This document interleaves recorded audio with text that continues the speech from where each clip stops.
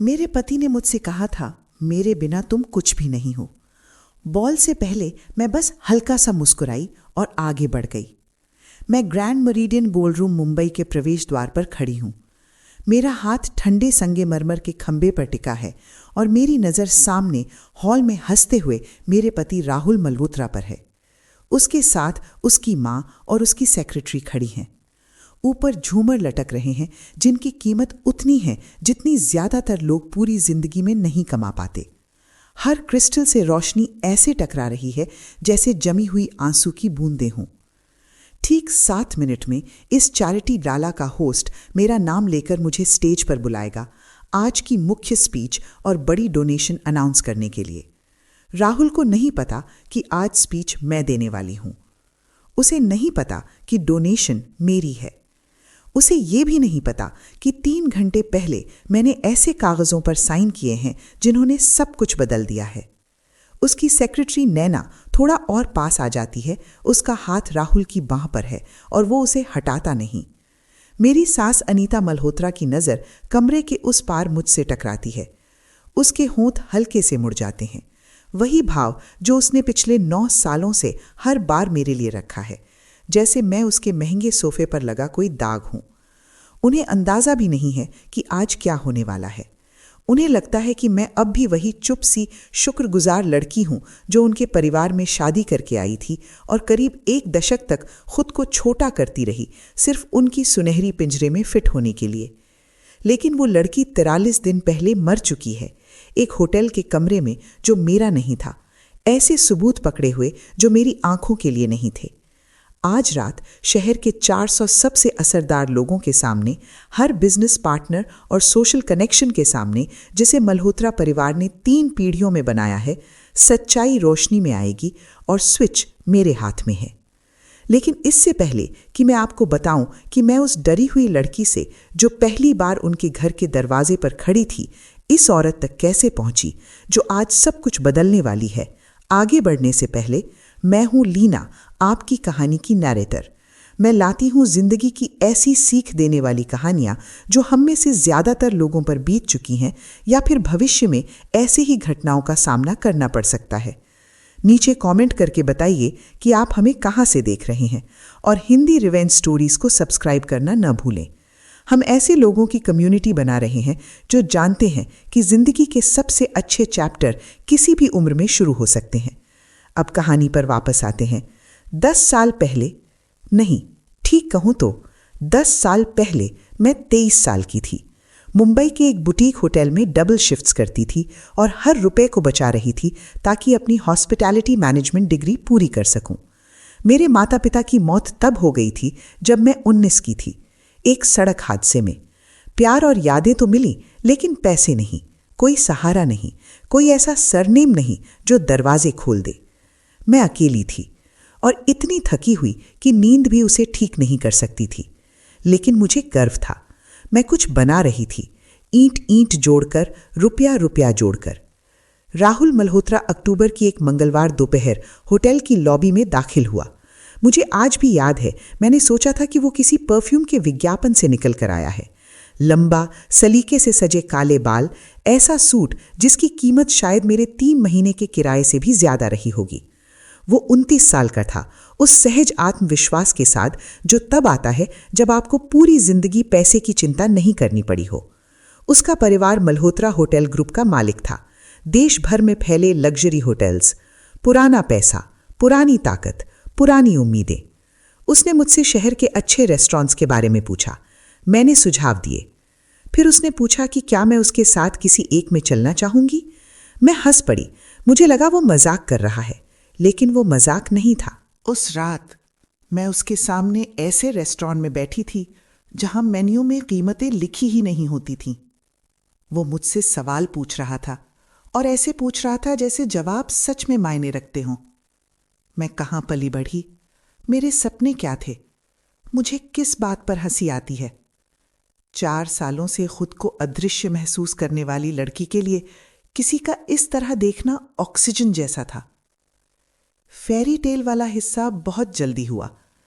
अगले ही दिन होटल में फूल आए, दर्जनों सफेद गुलाब। मेरे कोवर्कर्स फुसफुसाने लगे, मुस्कुराने लगे। वो मेरी शिफ्ट के बाद लॉबी में मेरा इंतज़ार करता, वही मुस्कान लिए पूछता, कॉफ़ी पीने चलें या थोड़ा टहल लें? 2 महीने के अंदर अंदर मैं उसके पेंट हाउस में वीकेंड बिताने लगी।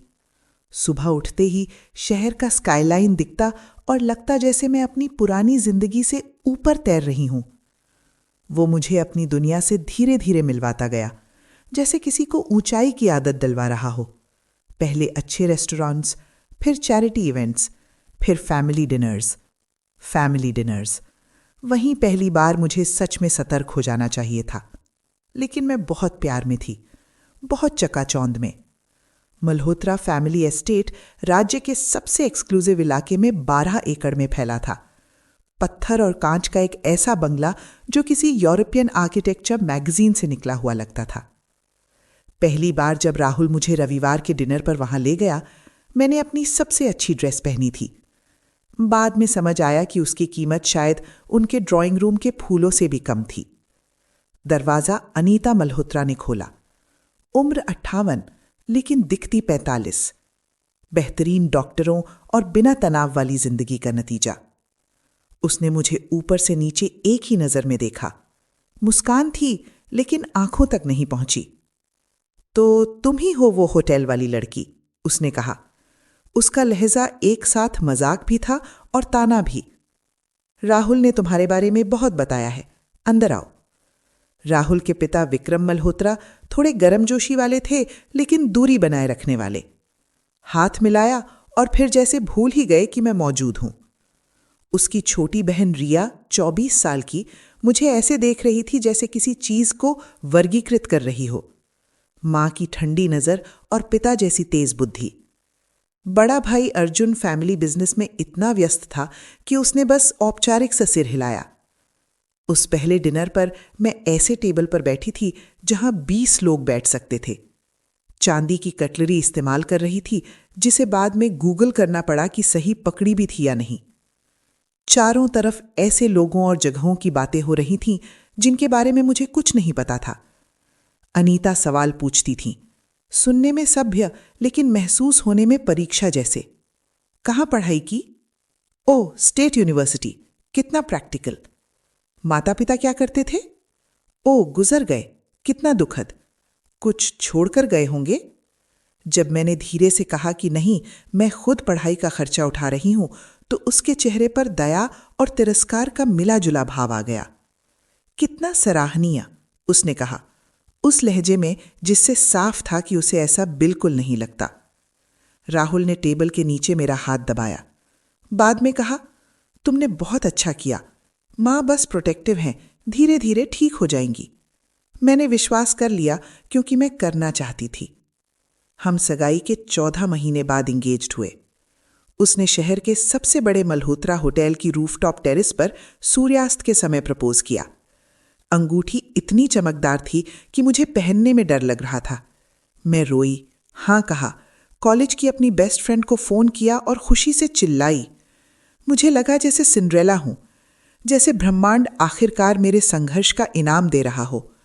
मैं नहीं देख पाई कि मैं एक संघर्ष से निकलकर दूसरे में जा रही थी। शादी 8 महीने बाद हुई। 300 लोगों का भव्य आयोजन, फैमिली एस्टेट में। वेडिंग प्लानर मुझसे ऐसे बात करता था जैसे मैं कोई बच्ची हूं जो कुछ तोड़ देगी। अनीता ने ज्यादातर फैसले खुद ले लिए। मुस्कुराते हुए कहती, हमें पता है ये सब कैसे होता है, तुम बस सुंदर दुल्हन बनो। जब मैंने होटल के दोस्तों को बुलाने की बात की तो उसने नरमी से कहा कि गेस्ट लिस्ट परिवार और बिजनेस तक ही रखें। जब मैंने माँ का पसंदीदा गाना शामिल करना चाहा तो बताया गया कि शहर के सबसे अच्छे म्यूजिशियंस पहले ही बुक हैं। मैं उसी ड्रेस में मंडप तक चली गई जो अनीता ने चुनी थी, उन्हीं फूलों के साथ, उसी भविष्य की ओर जिसे अनीता ने डिजाइन किया था। राहुल मुझे जादू की तरह देख रहा था। मैंने खुद से कहा, यही काफी है। हम 2 हफ्ते के लिए पेरिस हनीमून पर गए। इतने लग्जरी होटल कि मुझे लगा मैं किसी और की जिंदगी में खेल रही हूं। वो रोमांटिक था, ध्यान रखने वाला था। वापस आकर हम उस पेंट हाउस में शिफ्ट हुए जो उसके माता पिता ने शादी के तोहफे में दिया था। उसका किराया मेरे पुराने सालाना वेतन से भी ज्यादा था। और यहीं से असली शिक्षा शुरू हुई, मल्होत्रा बहू बनने की शिक्षा। अनीता हर सुबह 9 बजे फोन करती। मैं ना उठाऊं तो राहुल को कॉल। बिना बताए घर आ जाती, तोहफे लाती जो सुधार जैसे लगते थे। सही पैटर्न वाली क्रॉकरी, लिविंग रूम के लिए पेंटिंग, होस्टिंग, डेकोर और प्रभावशाली परिवारों के इतिहास की किताबें। हर तोहफे के साथ मुस्कान, और हर मुस्कान के पीछे आदेश। राहुल अक्सर ट्रैवल करता। मैंने काम करने की बात की। अनीता ने समझाया कि मल्होत्रा बहुएं काम नहीं करती। मेरा काम राहुल को सपोर्ट करना है। मैंने नौकरी छोड़ दी। लेडीज लंच अटेंड किए, परिवार के डिनर में मुस्कुराती रही। धीरे धीरे टिप्पणियां बढ़ीं। मेरे कपड़े, मेरे बाल, मेरी चुप्पी। राहुल कभी मेरा साथ नहीं देता। कहता तुम ज्यादा सेंसिटिव हो। मैं बदलती गई, छोटी होती गई, खामोश होती गई। तीसरे साल तक मैं खुद को पहचान नहीं पाती थी। मैं सुंदर घर में रहती थी, सुंदर कपड़े पहनती थी, सुंदर पार्टियों में जाती थी, और अंदर से एक भूत बन चुकी थी। राहुल के ट्रिप्स लंबे होते गए। परफ्यूम की महक, शावर में सीधा जाना। जब मैंने सवाल किया तो कहा गया पैरानॉइड मत बनो, कृतज्ञ रहो, अनीता कहा करती थी। चौथे साल उसके जन्मदिन पर कहा गया कुछ औरतें लीड करने के लिए होती हैं, कुछ सपोर्ट करने के लिए। कमरा हंसा, मैं जम गई। 5वें साल मैंने सुना कमांड में रहने वाली, यही मैं बन चुकी थी। 6ठे साल मैं एक खूबसूरत म्यूजियम में बंद चीज बन चुकी थी, जिंदा लेकिन जीती नहीं। और यही वो जगह थी जहां से सब कुछ बदलने वाला था। वो लड़की मुझे कभी कभी किसी किताब के किरदार जैसी लगती थी जिसे मैं पहले जानती थी। फिर वो शाम आई जिसने सब कुछ बदल दिया। चैरिटी गाला से 43 दिन पहले राहुल को काम के लिए सियाटल जाना था, एक होटल एक्विजिशन मीटिंग। वो 6 दिन से बाहर था। मैं घर पर थी, बस इतना एनर्जी जुटा रही थी कि डिनर खा लूं। तभी उसका बिजनेस फोन बजने लगा। राहुल के पास 2 फोन थे, एक पर्सनल, एक ऑफिस वाला। और वो ऑफिस वाला फोन वो गलती से किचन काउंटर पर छोड़ गया था। मैंने पहले तो नहीं उठाया, पर वो लगातार बज रहा था और मुझे लगा शायद जरूरी होगा, शायद किसी को तुरंत राहुल से बात करनी हो। मैंने उठा लिया। हेलो। 2 सेकंड सन्नाटा, फिर एक औरत की आवाज, मुलायम और जानी पहचानी। ओह, तुम घर पर हो? मैं आवाज पहचान गई। नैना चोपड़ा, राहुल की एग्जीक्यूटिव सेक्रेटरी। 4 साल से उसके साथ काम कर रही थी। लगातार ट्रैवल करती थी, हर मीटिंग में साथ रहती थी। खूबसूरत, तेज और हमेशा पूरी तरह प्रोफेशनल। कंपनी इवेंट्स में मैं उससे दर्जनों बार मिल चुकी थी। नैना, हाय, राहुल का वर्क फ़ोन यहीं रह गया है, वो सियाटल में है। तुम्हें क्या मुझे वो सियाटल में नहीं है, उसने कहा। और फिर जैसे उसे एहसास हुआ कि उसके मुंह से क्या निकल गया, उसने तुरंत संभालने की कोशिश की। मतलब वो था, पर मीटिंग्स जल्दी ख़त्म हो गईं। शायद वो वापस आ रहा होगा। मुझे उसके पर्सनल नंबर पर कॉल करना चाहिए। और उसने फ़ोन काट दिया। मैं किचन में फ़ोन हाथ में लिए खड़ी रह गई। मेरी धड़कन तेज़ होने लगी। मैंने मैसेजेस खोल लिए। मुझे वहीं रुक जाना चाहिए था, फ़ोन रख देना चाहिए था, अपने पति पर भरोसा करना चाहिए था, मान लेना चाहिए था कि कोई वजह होगी। लेकिन पेट में कहीं एक चीज़ जो सालों से बस फुसफुसाती आ रही थी, उसने कहा, देखो। राहुल और नैना के बीच के मैसेज 3 साल पुराने थे। 3 साल के। Good morning baby, miss you. आज रात मिलने का इंतज़ार नहीं हो रहा। वाइफ सो गई है, 10 मिनट में कॉल करता हूँ। 3 साल के hotel room number, inside jokes और वो फोटो जिन्हें मैं कभी अनदेखा नहीं कर सकती थी। 3 साल के आई लव यू, मेरे पति और उस औरत के बीच जो कंपनी डिनर्स में मेरे सामने बैठती थी और मेरे चेहरे पर मुस्कुराकर मुझे मिसेस मल्होत्रा कहती थी। मैं वहीं किचन के फर्श पर बैठ गई, फोन हाथ में था, और मेरे अंदर कुछ टूट गया। टूटा नहीं, खुल गया, जैसे खौल फट जाए, जैसे अंदर बंद कुछ आखिरकार हवा ले पाए। मैंने सब देखा, ईमेल्स, फोटोज, कैलेंडर अपॉइंटमेंट्स। वो मुझे पेरिस हनीमून पर लेकर गया था और 6 महीने बाद उसी पेरिस में नैना को भी ले गया। उसने हमारे जॉइंट क्रेडिट कार्ड से उसके लिए ज्वेलरी खरीदी थी। उसने उसे लिखा था कि वो उससे प्यार करता है, कि वो मुझे एक दिन छोड़ देगा, बस सही समय का इंतज़ार है, कि मैं सिंपल हूँ, बिजनेस नहीं समझूंगी। और नैना उसकी असली पार्टनर है, हर उस तरीके से जो मायने रखता है। और फिर मुझे उसके पर्सनल फोन में भी कुछ मिला। मैंने वही सिक्योरिटी कोड डाला जो मैंने उसे हजारों बार टाइप करते देखा था। उसमें उसकी मां अनीता के लिए भी मैसेज थे, मैसेज जिनसे साफ था अनीता को अफेयर के बारे में पता था और वो खुश थी।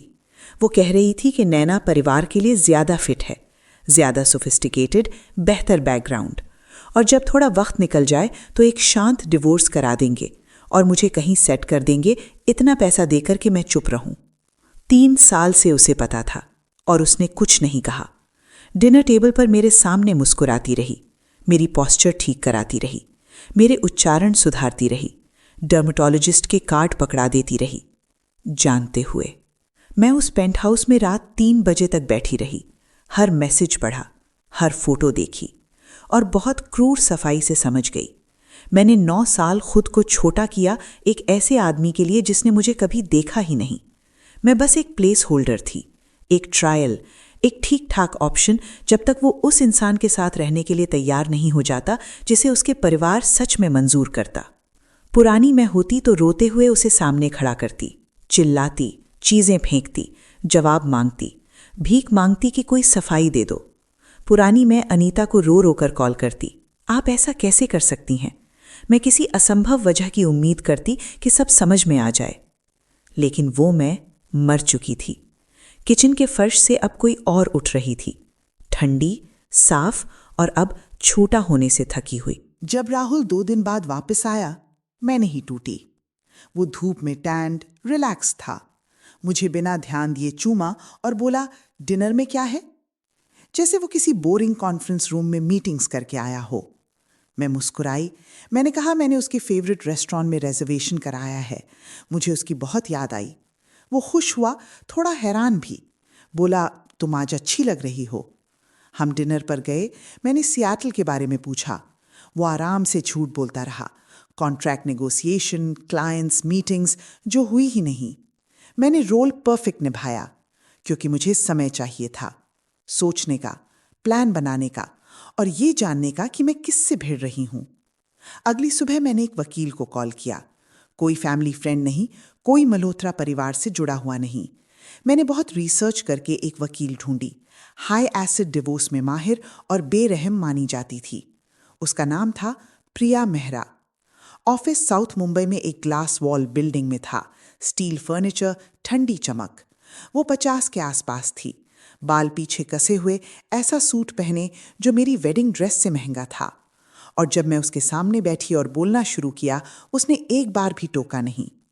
मैंने उसे सब दिखाया, messages, photos, credit card statements, Rahul और उसकी माँ के बीच के ईमेल्स, झूठों की पूरी टाइमलाइन। वो टैबलेट पर नोट्स लेती रही, चेहरा बिल्कुल शांत। जब मैं खत्म हुई, उसने मुझे कुछ देर देखा, फिर पूछा, तुम बदला चाहती हो या जीतना चाहती हो? फर्क? बदला जोरदार होता है, 10 मिनट के लिए संतोष देता है। जीत शांत होती है और जिंदगी भर रहती है। वो आगे झुकी।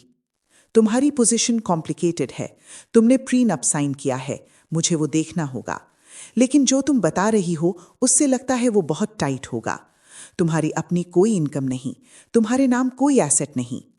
कागज पर तुम वैसी ही लगती हो जैसी उनका परिवार तुम्हें समझता है, एक औरत जिसने पैसे के लिए शादी की और जो कुछ भी मिले उसके लिए कृतज्ञ रहे। मैंने कहा नहीं, या मैंने कुछ नहीं कहा क्योंकि मुझे लगा अब लेकिन आएगा। लेकिन प्रिया ने कहा, वो लोग स्लॉपी हैं, अहंकारी।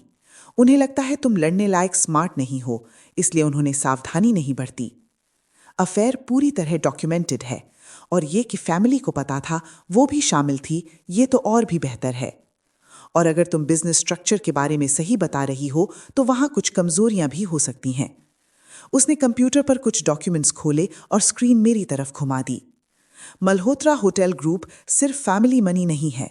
15 साल पहले विक्रम मल्होत्रा ने कुछ इन्वेस्टमेंट्स एक ट्रस्ट के पैसों से किए थे, जो राहुल के दादा आदित्य मल्होत्रा ने बनाया था। उस ट्रस्ट में बहुत खास शर्तें हैं। पैसा कैसे इस्तेमाल होगा, विरासत किसे मिलेगी, किन हालात में। अगर मैं सही हूं और हमें वेरीफाई करना होगा तो राहुल के दादा फैमिली इंटेग्रिटी को लेकर बहुत सख्त थे।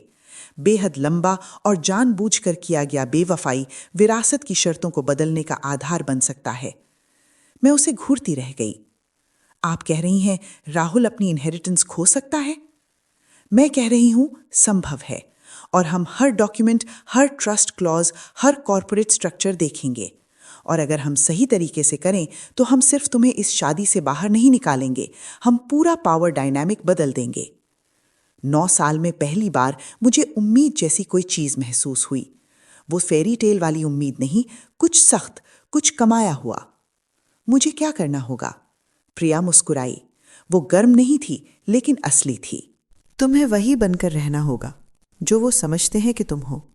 चुप, कृतज्ञ, आज्ञाकारी। लगभग 6 हफ्ते, जब तक मैं हर धागा खींच कर देख न लूं। और मैंने वही किया। मैं घर गई, राहुल ने चूमा तो मैं मुस्कुराई। फैमिली डिनर्स में गई और अनीता को मेरी पोस्चर ठीक करने दी। लेडीज लंचन्स में गई और रिया की बातें सुनी। विक्टोरिया बच्चों की उपलब्धियों पर बोलती रही और मैं बस सुनती रही। मैं परफेक्ट थी, इनविजिबल थी, ठीक वैसी जैसी वो चाहते थे। लेकिन हर सुबह जब राहुल ऑफिस जाता, मैं प्रिया से मिलती।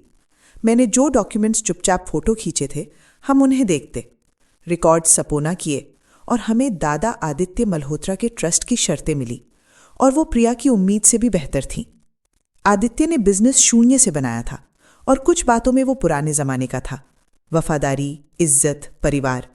ट्रस्ट में साफ लिखा था कि अगर कोई वारिस शादी के वचन तोड़े तो वो कंपनी में अपनी पोजीशन और इनहेरिटेंस राइट्स खो देगा, और कंट्रोल दूसरे फैमिली मेंबर को जा सकता है, या कुछ हालात में धोखा खाई पत्नी को भी।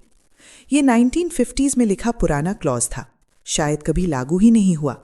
अनीता और विक्रम ने शायद इसे भूल भी गए होंगे, लेकिन ये कानूनी था, बाध्यकारी था और मजबूत था। प्रिया ने एक और चीज निकाली। होटल्स उतने अच्छे नहीं चल रहे थे जितना वो दिखाते थे। कई प्रॉपर्टीज घाटे में थीं, क्रिएटिव अकाउंटिंग और ट्रस्ट के खिलाफ लिए गए लोन से टिकाई जा रही थीं। अर्जुन रिस्की इन्वेस्टमेंट्स कर रहा था। विक्रम रिटायर होने की प्लानिंग कर रहा था और ज्यादा कंट्रोल राहुल को देना चाहता था। अगर सही वक्त पर सही लेवरेज से मूव किया जाए तो ये सिर्फ डिवोर्स सेटलमेंट नहीं रहेगा, ये पूरा सिस्टम रीस्ट्रक्चर हो सकता था।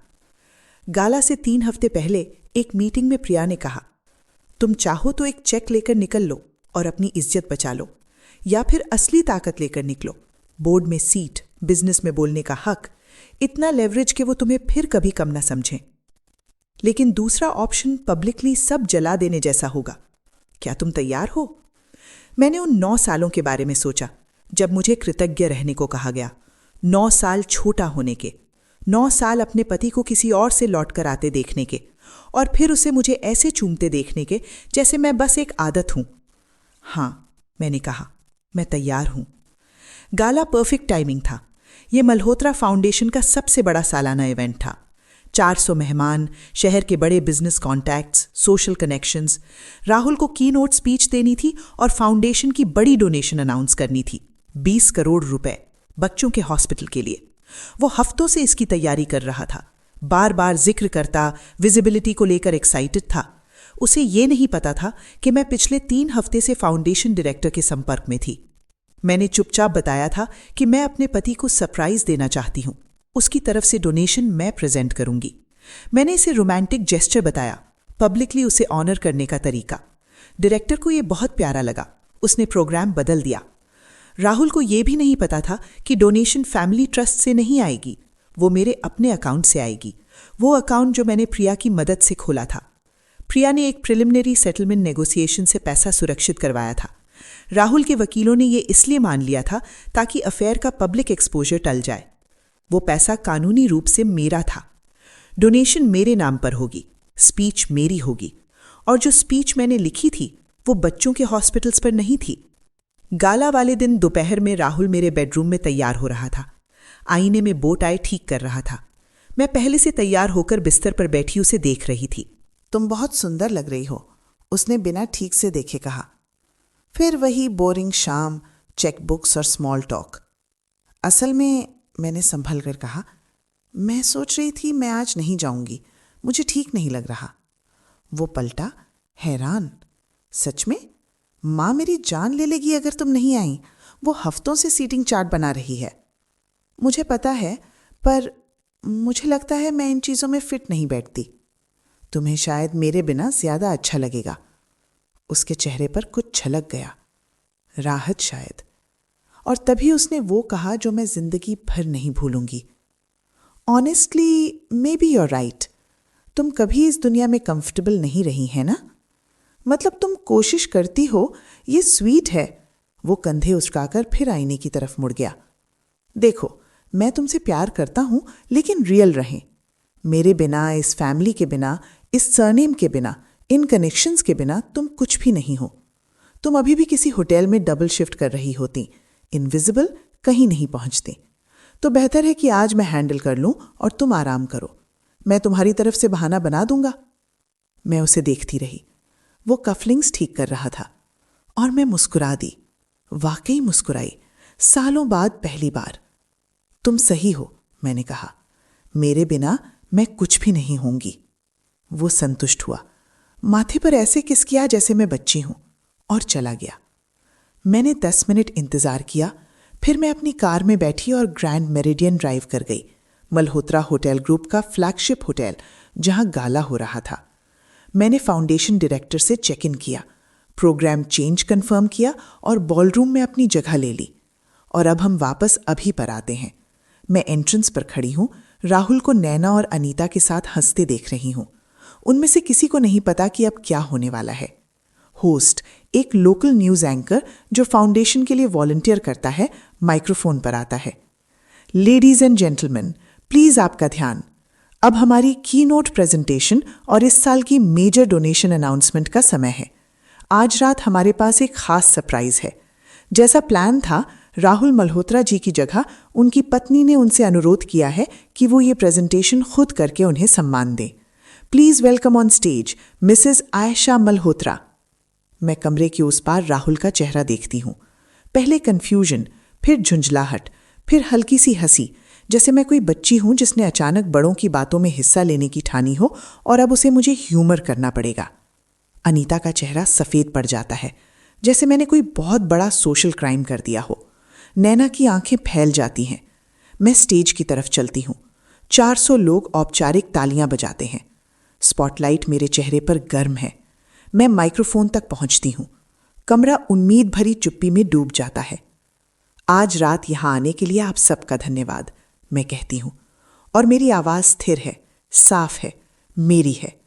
जब मैंने 9 साल पहले मल्होत्रा परिवार में शादी की थी, तो मुझे लगा था कि मुझे वो सब मिल गया है जो मैं चाहती थी। सिक्योरिटी, अपनापन, प्यार। मुझे लगा था जैसे मैंने कोई लॉटरी जीत ली है और मुझे हर दिन कृतज्ञ रहना चाहिए उस जिंदगी के लिए जो मुझे मिली है। राहुल अभी भी मुस्कुरा रहा है, लेकिन मुस्कान कसने लगी है। अनीता बिल्कुल मूर्ति जैसी हो गई है।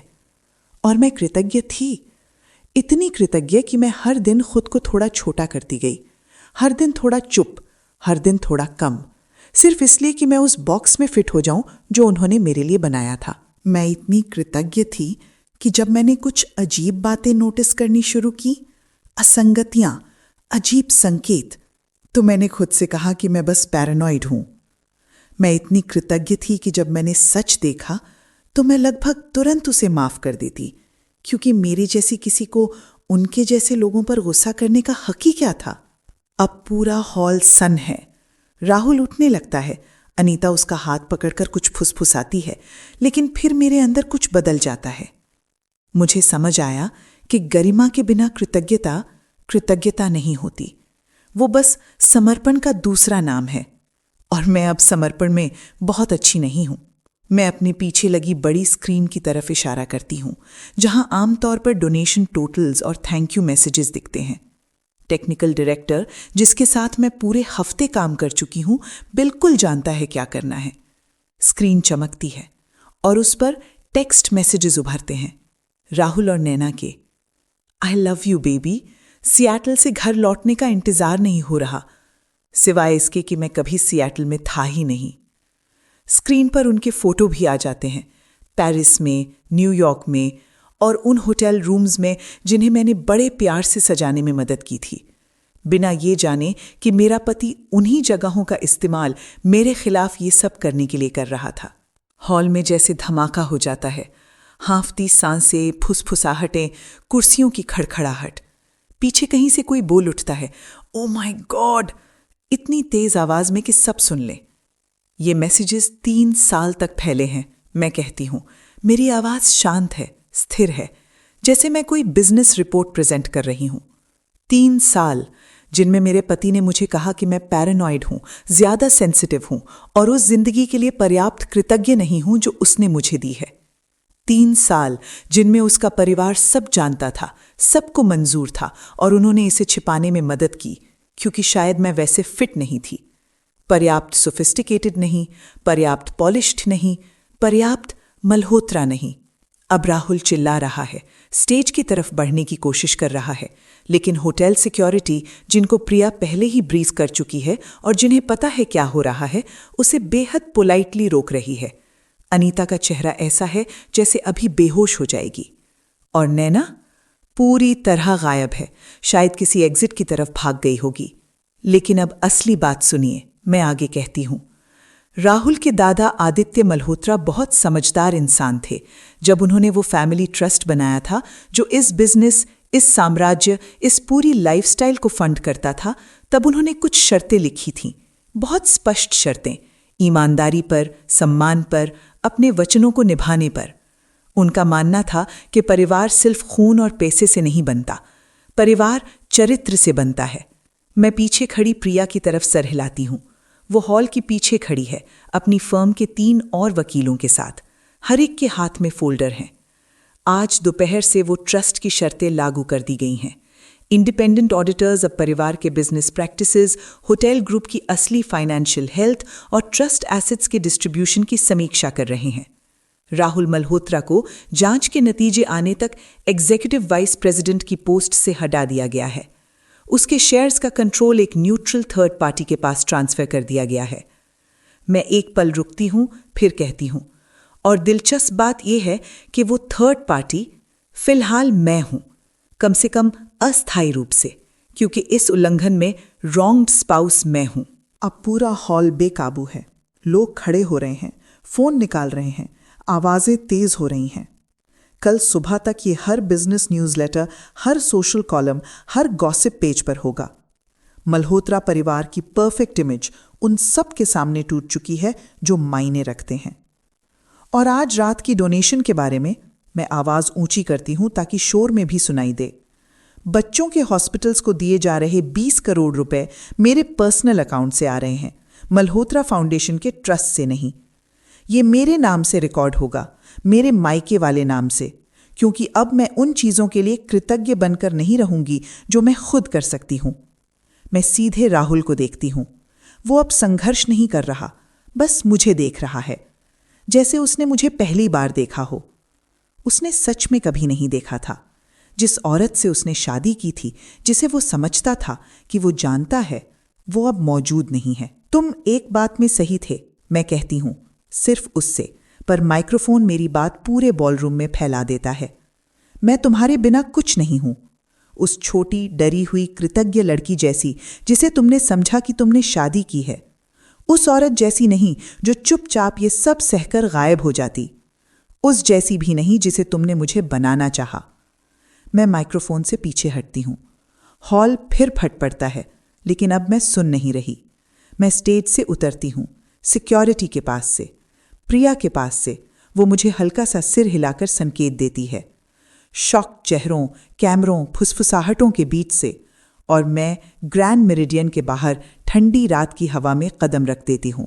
मैं पीछे नहीं देखती। अगले 3 महीने कानूनी और सामाजिक तूफान थे। राहुल ने हर कोशिश की, इनकार, उल्टे आरोप, ये कहना कि मैंने सबूत गढ़े हैं, लेकिन प्रिया और उसकी टीम ने हर चीज इतने सावधानी से डॉक्यूमेंट की थी कि उसका हर झूठ वहीं दम तोड़ देता। इंडिपेंडेंट ऑडिट में वही निकला जिसकी प्रिया को आशंका थी। होटल्स की हालत बाहर वालों को जितनी बताई गई थी उससे कहीं खराब थी। अर्जुन ने ट्रस्ट फंड्स का इस्तेमाल करके कई अनऑथराइज्ड इन्वेस्टमेंट्स किए थे। विक्रम रिटायर होने की तैयारी में था और अफेयर जानते हुए भी राहुल को कंट्रोल देने वाला था। ट्रस्ट की शर्तें लागू हुईं। राहुल ने अपनी एग्जीक्यूटिव पोस्ट खो दी। उसके शेयर्स एथिक्स रिव्यू तक सस्पेंड कर दिए गए। अनीता और विक्रम को एक्टिव मैनेजमेंट से पीछे हटना पड़ा, हर उस बिजनेस कॉन्टैक्ट के सामने शर्मिंदा होकर जिसे वो कभी इम्प्रेस करते थे। अर्जुन ने टेम्पररी कंट्रोल लिया और उसका पहला कदम था अपने भाई से दूरी बना लेना। नैना को नौकरी से निकाला गया, अफेयर के कारण नहीं, बल्कि इसलिए कि उसने कंपनी के रिसोर्सेज, कंपनी टाइम और कंपनी एक्सपेंस अकाउंट्स को राहुल के साथ पर्सनल ट्रैवल के लिए इस्तेमाल किया था। उसने लड़ने की कोशिश की, डिस्क्रिमिनेशन का दावा किया, पर डॉक्यूमेंटेशन बहुत भारी था। आखिर बार मैंने सुना वो किसी दूसरे शहर में नौकरी लेकर चली गई, यहां से बहुत दूर। डिवोर्स की कार्रवाई 4 महीने चली। राहुल ने हर चीज पर लड़ाई की, लेकिन जब भी उसके वकील ये साबित करने की कोशिश करते कि मुझे कुछ नहीं मिलना चाहिए, प्रिया ट्रस्ट की शर्तें सामने रख देती, और वो प्रीनप की वो मोरालिटी क्लॉज भी, जिस पर जोर खुद राहुल ने दिया था, और वो सबूत जो अब पब्लिक रिकॉर्ड बन चुके थे। आखिरकार सेटलमेंट हुआ।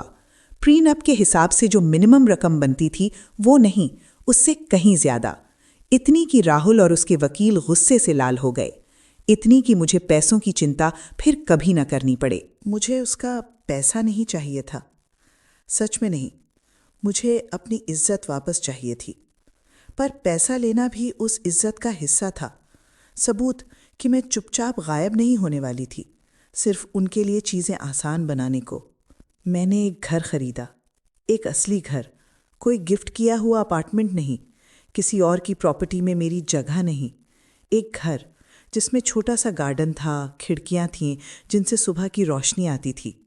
ऐसे मोहल्ले में जहां कोई मल्होत्रा नाम से प्रभावित नहीं होता और किसी को फर्क नहीं पड़ता।